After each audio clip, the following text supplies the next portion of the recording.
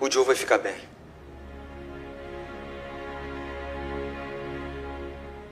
Sabe, ultimamente tenho pensado na mamãe. Muito. Eu sinto saudade. Eu já te contei sobre quando você aprendeu a andar? Algumas vezes. Todo mundo andou antes de você, todos os bebês da vizinhança, mas você não. Mas sua mãe não ficou preocupada, ela disse, ele vai andar. Quando tiver para onde ir. E assim, na primeira vez que você andou, você foi tão rápido que não só andou, mas começou a correr. E você correu para sua mãe, Barry. Direto para os braços dela.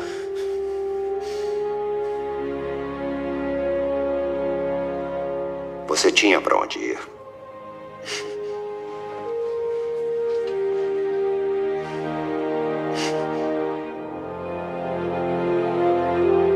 Eu achei que ser o homem mais rápido do mundo ia facilitar a minha vida. Que eu poderia ultrapassar qualquer coisa. Mas ninguém consegue ultrapassar a dor. A vida é trágica.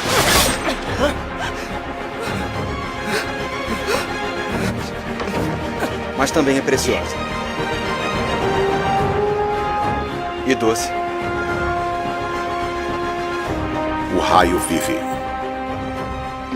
E extraordinário.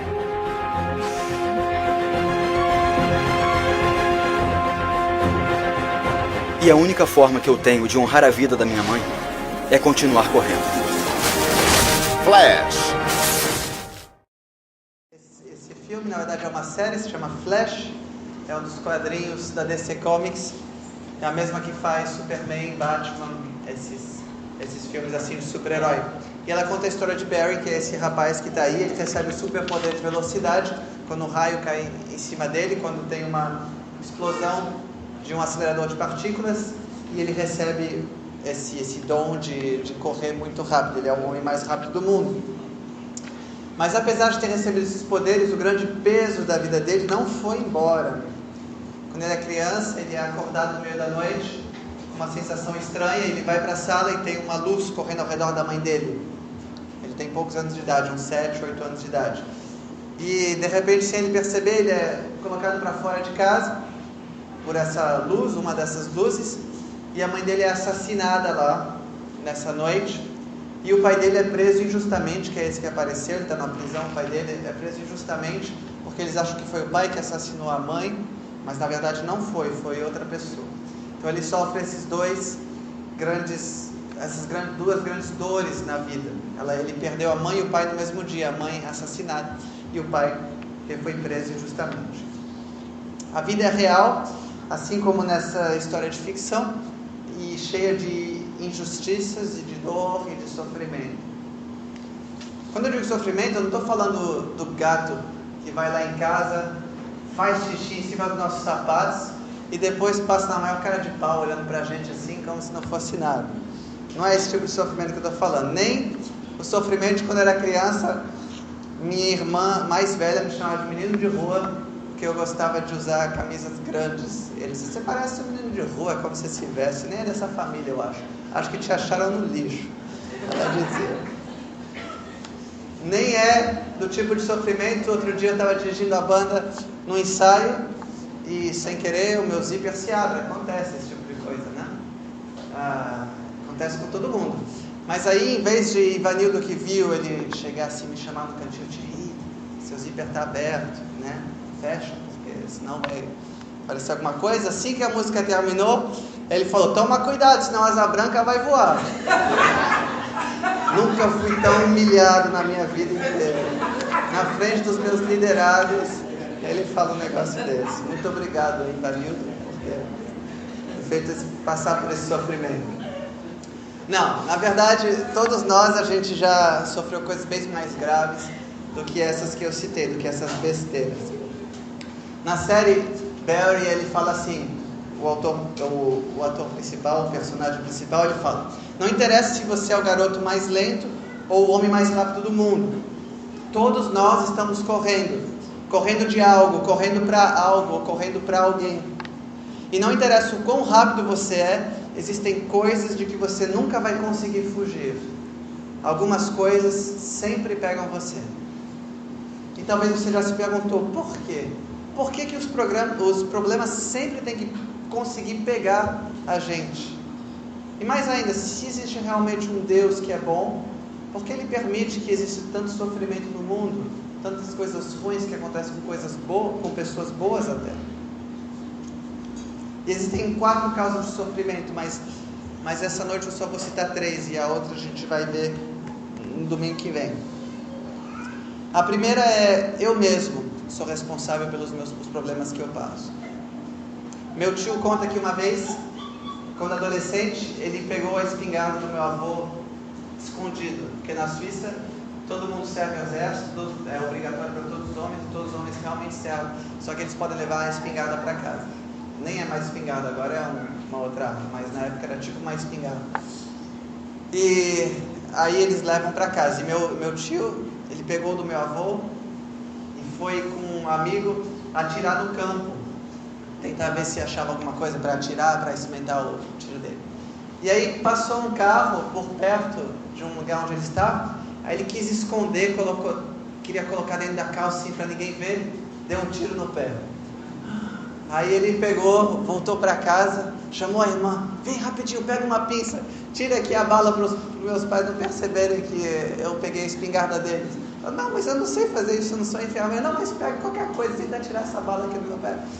Mas ela não conseguiu, ele teve que dizer para os pais que realmente tinha pego a espingarda e levou 2 broncas, né? Uma do médico, porque ele ficou sofrendo, e depois levou outra bronca dos meus avós também.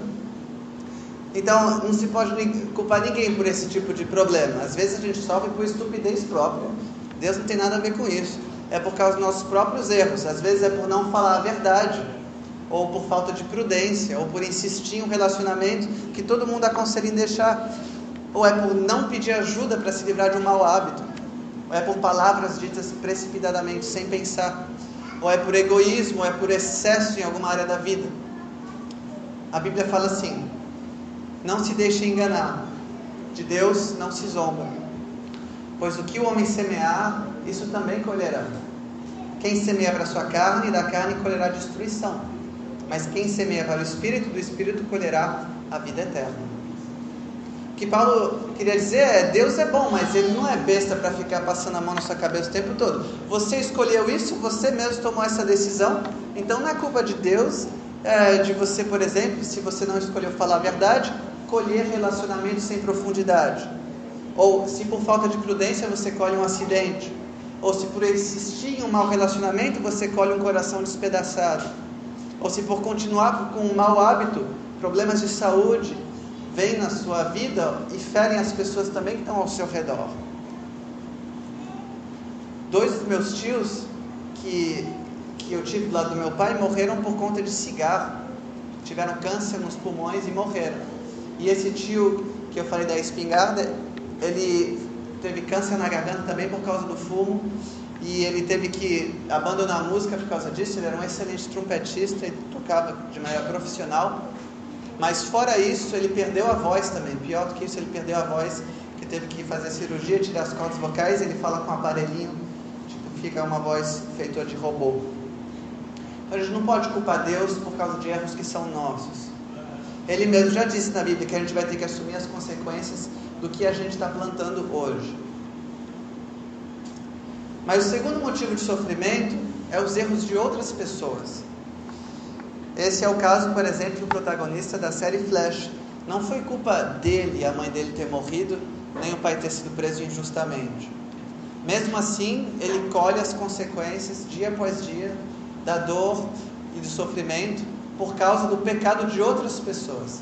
Foram outras pessoas que pecaram, mas ele colhe as consequências dos erros de outras pessoas. Isso acontece em nossas vidas. Às vezes, talvez os nossos pais explodem sem motivo, eles estão bravos com outra coisa, explode com a gente, não tem nada a ver. Aí é erro deles e a gente sofre por causa disso. Pode ser também patrões ou líderes que agem de maneira injusta. O pecado é deles, mas quem sofre é a gente. Pode ser o vício de outra pessoa, afeta diretamente os familiares. e machuca as pessoas, é por causa do pecado de outras pessoas.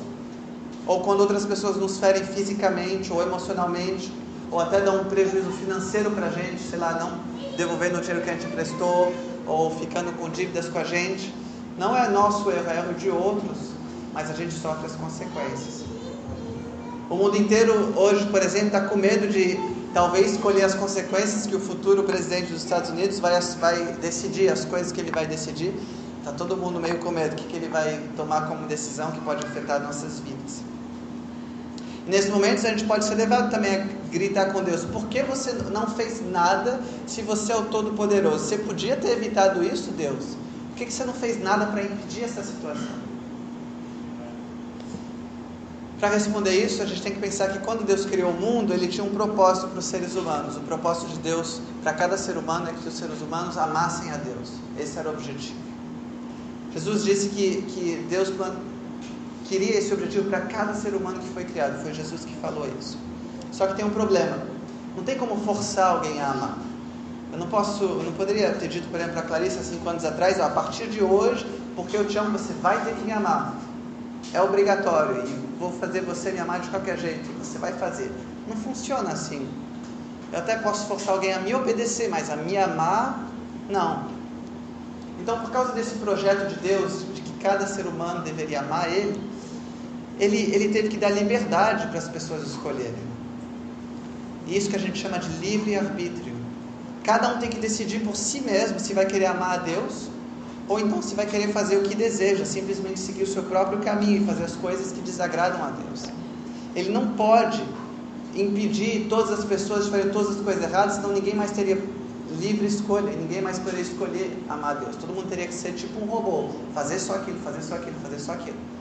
Então faz parte do plano de Deus. Se eu tenho que deixar as pessoas ser livres para me amar, eu tenho que deixar as pessoas livres para não me amar e para fazer as coisas que elas querem fazer. E sobre isso a Bíblia fala assim: pois desde a criação do mundo, os atributos invisíveis de Deus, seu eterno poder, sua natureza divina, têm sido vistos claramente, sendo compreendidos por meio das coisas criadas. Está falando que tem como saber que Deus existe por causa das coisas criadas. É indesculpável. Ninguém pode dizer, não tem como conhecer a Deus. Tem sim, porque Deus já mostrou por meio das coisas criadas. De forma que tais homens são indesculpáveis. Eles sabem quem é Deus, mas não lhe dão a glória que Ele merece. E não lhe são agradecidos.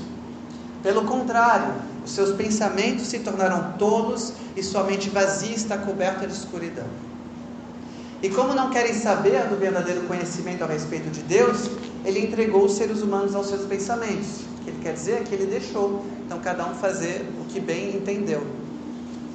De modo que eles não fazem o que deve, de modo que eles fazem o que não deve. Estão cheios de todo tipo de perversidade, de maldade, de ganância, de vícios, de ciúmes, de crimes de morte, de brigas, mentiras e malícia.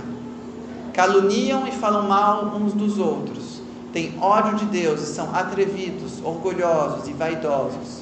Inventam maneiras de fazer o mal, desobedecem aos pais, são imorais, não cumprem a palavra, não têm amor por ninguém e não têm pena dos outros. Eles sabem que o mandamento de Deus diz que aqueles que fazem essas coisas merecem a morte, mas mesmo assim continuam a fazê-las. E pior ainda, aprovam os que fazem as mesmas coisas que fazem. Então, se eles querem se encher de maldade, então até certo ponto, o Senhor vai sim permitir isso, por causa da liberdade que Ele decidiu desde a criação do mundo dar para os seres humanos. Cada um pode decidir se quer amar Ele ou não. E é por isso que muitas vezes a gente sofre por causa do erro de outras pessoas. E nem sempre Deus impede, embora Ele tenha todo o poder para isso. O terceiro motivo é sem uma explicação precisa. Às vezes não tem uma explicação precisa para o sofrimento. Às vezes é uma doença, um desastre de algum tipo, sem nenhuma responsabilidade humana. Às vezes é uma má formação de nascença. Nesse caso, por quê? Por que Deus permite essas coisas acontecerem? Para esse terceiro ponto, eu pedi a Maria José para compartilhar uma parte do seu testemunho com a gente. Há uns 12 anos atrás, ela teve problema de pressão alta e esse problema de pressão alta começou a dar problema nos rins, começou a dar frequentes idas ao hospital, depois períodos de hemodiálise, de espera durante vários anos, e finalmente ela teve um transplante, mas demorou muitos anos. Ela vai contar um pouquinho como foi esse período pra gente. Eu queria saber, Maria José, quanto tempo demorou para ser diagnosticado esse problema nos rins? Desde que você começou a sentir os sintomas até que foi diagnosticado? 5 anos. 5 anos. E você tinha sintomas já de alguma coisa? Não, eu tinha pressão alta, mas não sabia que a pressão alta destruía o rins. Não tinha essa informação. Entendi. E depois como foi até conseguir o transplante, conseguir se estabilizar? Como é que foi? Então, quando a minha pressão ficava muito alta, ela chegava a um pico de 24, então ela ficava internada, né? E por várias vezes aconteceu isso. Só que eu fui para o Saulo, não lembro o ano. Quando cheguei no Saulo eu fiquei doente, aí fui até socorrida pelo seu cunhado em casa, ele me levou lá pertinho na emergência. Aí eu tomei 2 injeções e o médico disse assim, que achava que isso era uma vesícula. Se dava tempo de fazer os exames para comprovar, eu disse, não, já estou indo embora amanhã. Ao voltar para Campina Grande, a gente estava lá no Porto de Campina Grande, quando eu cheguei, assim que cheguei em casa, tive pontos oficiais. Aí eu fiz os exames rápido, particular, mas fui para o encontro, que era 3 dias só. Enquanto eu estava no encontro, estava doente demais. Quando eu retornei para casa, na mesma noite eu fui para o hospital.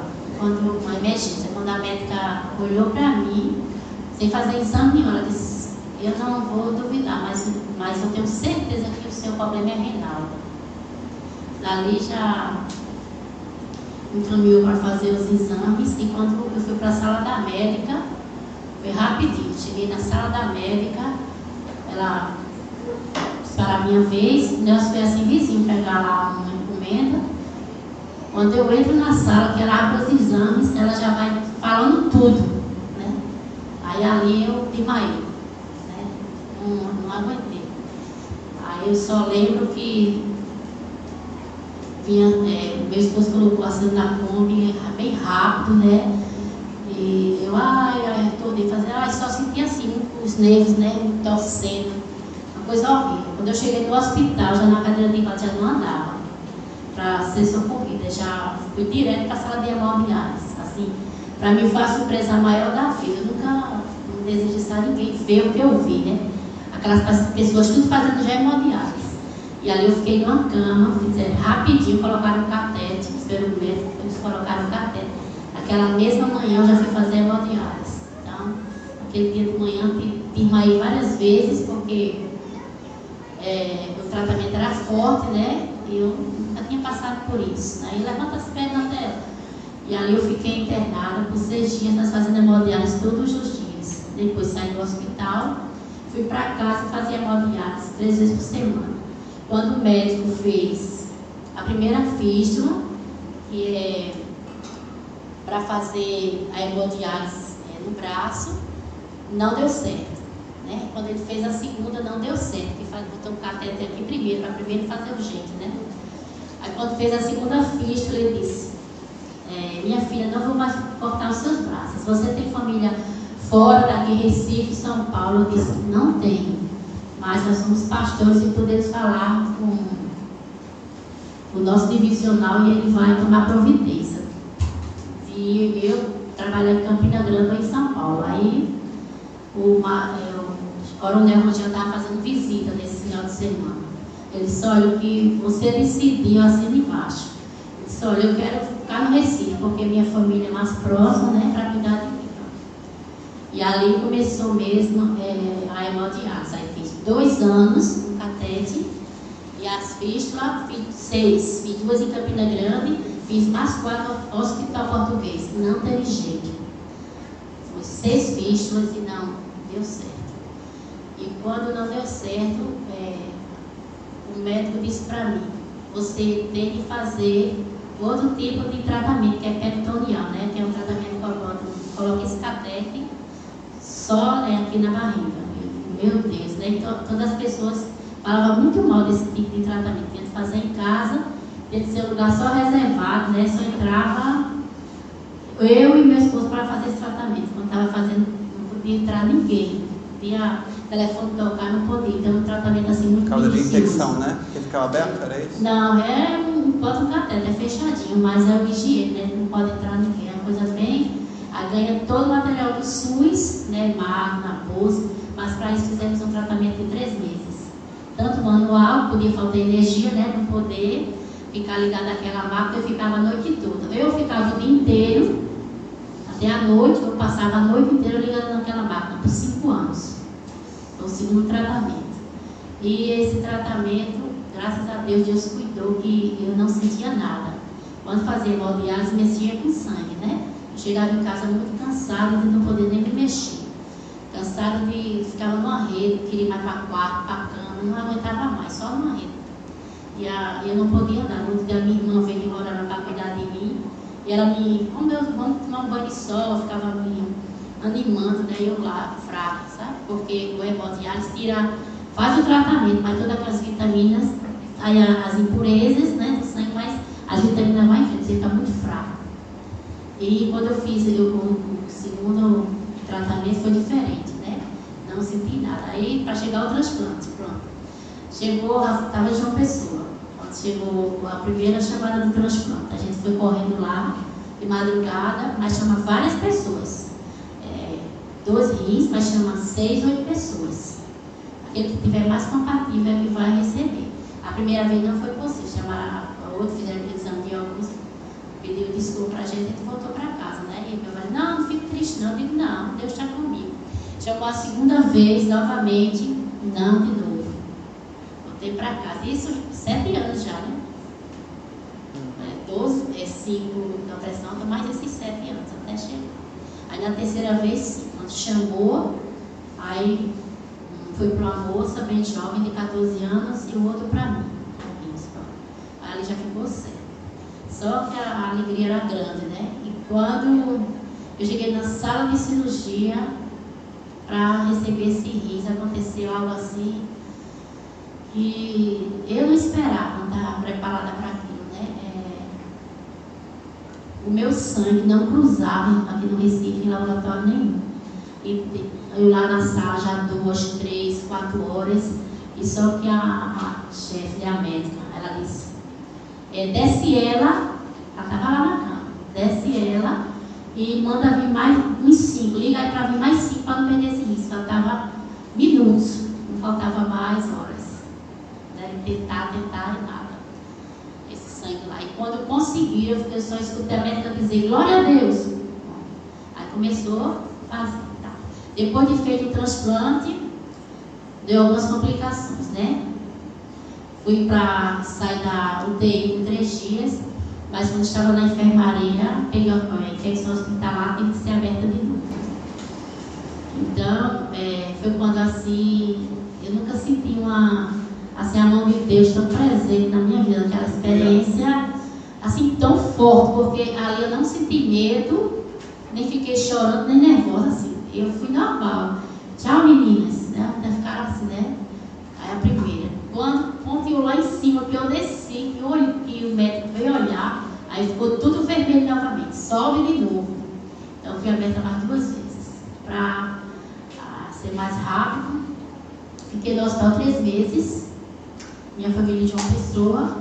E só vinha minha família fim de semana. Só no sábado ou no domingo me visitar, né? Eu, como fui oficial do Prado, tive toda a assistência dos soldados. Da sua mãe, que sempre estava lá, e os soldados que uma pessoa dormia comigo à noite e uma ficava o dia. Fora outras coisas, né? Financeiramente me ajudaram com aparelho de pressão, com aparelho. Eu fiquei diabética depois, né? Do transplante. Então, vai por aí. Aí fiquei mais 2 meses, saí do hospital, aí fiquei na casa da André e do Edson, fiquei lá 2 meses, porque eu tinha que fazer curativo todos os dias. Aí quem me levava era a Sheila, a esposa do Marcelo, a Santana lá do Corpo do Prado. Todos os dias, até o domingo, mais 2 meses, né? Vamos dizer, 5 meses, aí eu voltei para casa. Então foi a experiência maior, assim, da presença do Senhor. Foi essas 2 vezes que eu Subi lá em cima para fazer a cirurgia novamente, né? Para abrir, né? E não sentia medo, sentia assim, Deus me dando uma força que vinha dele. E essa paciente menina, a gente tirou essa força de quê? De Deus, né? Tanto que lá a gente fez um grupo, sempre estava orando uma pela outra e sempre pregando ali, né? O nome do Senhor Jesus. Então você nunca chegou a questionar por que Deus estava permitindo aquilo? Ou... No começo eu dizia, mas comigo por quê? Não tem diagnóstico nenhum que eu tenho familiar com problema nos rins. Por que eu? Né? Mas sempre Deus tinha uma palavra para confortar o meu coração, né? E não ficava assim, revoltada, nem com raiva, jogando as coisas, não, né? Tinha a paciência que não vinha de mim, né? Aquela confiança em Deus, vinha do Senhor, porque do homem não vem nada, né? Então, assim, eu nunca reclamei de tudo que eu passei, assim, do que eu passei, mas sempre com a minha fé no Senhor Jesus. Nunca fui de estar reclamando de nada, né? E se nessa noite, né, assim, tem alguém que tem um problema assim maior aqui na igreja, né? Passando, não de doença, pode ser de doença ou de outras coisas, né? As palavras do Salmo que segurou assim a minha vida, foi o Salmo capítulo 37, né? Eu não vou ler todos os versículos, mas é do 3 ao 7 que diz. Só as primeiras palavras do 3, confie. O 5, entregue. E o 7, descanse. Quando essas palavras veio ao meu coração, né? Na frente daquela oração, que o Senhor ia dar esse risco, tinha certeza que eu não ia em óbito daqui para lá, não. Eu creio que eu vou receber. E onde o Senhor me mandar trabalhar, pode ser lá para comer barato, onde for eu vou, né? Minha vontade era ir embora, trabalhar, mas ficar em cima de uma cama jamais. E essas palavras de confiança, né? E quando você entregar ao Senhor, né, os seus problemas, não entregar e ficar em dúvida, mas será que Deus me confia? Ou sei lá quando Ele vai responder? Porque quando você faz desse ato, você está, vamos dizer assim, não está confiando no Deus que você entregou. Você tem que entregar, né? Confiar e descansar nele, né? Que só Ele vai fazer as maravilhas na tua vida, né? Assim que eu tenho me pegado com o Senhor. Obrigado, Maria José. Vamos aplaudir ela por ter vindo aqui compartilhar com a gente. Vamos aplaudir.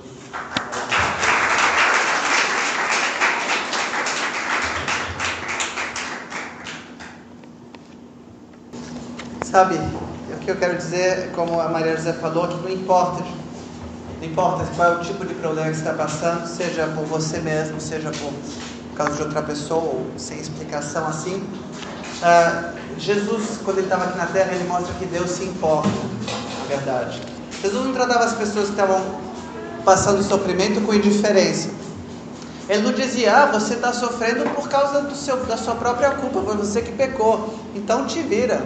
Ele não falava assim. Ou então, se você estivesse sofrendo por causa de outra pessoa, ele não dizia assim, é assim mesmo, o pecado de outras pessoas vai sempre afetar a nossa vida, vê se para de chorar e cresce.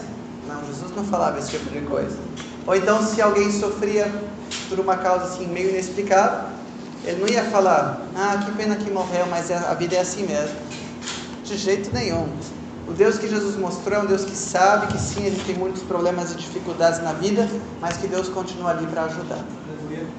Teve, por exemplo, a mulher que tinha tomado decisões erradas e por causa disso, ela estava lá para ser apedrejada. Ela tinha cometido adultério. Segundo a lei da época, quem cometia adultério estava com outro homem, um homem casado, tinha que ser apedrejado. Essa era a punição da lei. Então estava todo mundo lá, ela estava sofrendo pelos próprios erros, foi ela que errou, ela que decidiu fazer isso. E perguntaram a Jesus o que eles tinham que fazer. Ele respondeu aquela célebre frase: quem de vocês estiver sem pecado, que seja o primeiro a tirar uma pedra nessa mulher. E quando ouviram isso, todos foram embora, um por um, começando pelos mais velhos. Ficaram só Jesus e a mulher, e ela continua ali de pé. Então Jesus endireitou o corpo e disse: está vendo? Bem feito, foi eu que eu te disse. Não, ele disse assim: mulher, onde estão eles? Não ficou ninguém para condenar você? Ninguém, Senhor, respondeu ela. Jesus disse: pois eu também não condeno você. Vai e não peque mais. sobre quando outras pessoas nos fazem sofrer, quando a gente está sofrendo por causa do pecado de outras pessoas, Jesus falou assim: não tenham medo dos que matam o corpo, mas não podem matar a alma. Antes tenham medo daquele que pode destruir tanto a alma como o corpo no inferno. Não se vendem 2 pardais por uma moedinha? Contudo, nenhum deles cai no chão sem o consentimento do Pai de vocês. Até os cabelos da cabeça de vocês estão todos contados. Portanto, não tenham medo, vocês valem muito mais do que os pardais. Então, quando outras pessoas estão fazendo a gente sofrer, seja nos oprimindo, seja tirando algo que a gente tem, seja com palavras, com agressões físicas, Jesus diz nesse versículo 3 coisas. 1, Ele sabe o que está acontecendo. 2, nós somos preciosos, mais do que os animais, mais do que outras coisas na terra. Ele vê a gente com muito valor. E 3, Ele mesmo sabe quando vai colocar um limite nisso. E sobre quando vem sofrimentos do nada, essa passagem mostra como também Jesus agia, como Ele mostrava Deus, como Deus vê quando a gente passa sofrimentos como o de Maria e José. Maria chegou ao lugar onde Jesus estava e logo que o viu, caiu aos pés dele e disse: Senhor, se o Senhor estivesse aqui, meu irmão não teria morrido. Jesus viu Maria chorando e viu as pessoas que estavam ali com ela chorando também, e ele ficou muito comovido e aflito e perguntou: onde foi que vocês o sepultaram? Venha ver, Senhor, responderam. E Jesus chorou. Então as pessoas disseram: vejam como ele amava Lázaro. Jesus se importou tanto com aquele sofrimento que as irmãs de Lázaro e os amigos estavam passando, que chorou junto com eles. Então isso mostra que não é um Deus que está longe, distante. Mesmo sabendo que ele ia ressuscitar o morto, ele sentiu a tristeza que ele estava sentindo e chorou junto. Mesmo sabendo o resultado final, ele não ia ficar morto. Então Jesus está interessado na sua situação hoje. Se você tem sofrido, ele chora junto com você. E assim como foi com essas irmãs, ele pode trazer cura e pode colocar um fim nesse sofrimento, se ele quiser. Enquanto a gente canta essa música, eu quero te encorajar a contar para Deus, aí mesmo, onde você está ou aqui no banco, o que você tem passado e como você está se sentindo em relação a esse problema específico. E peça o que você quiser, e ele vai te ouvir.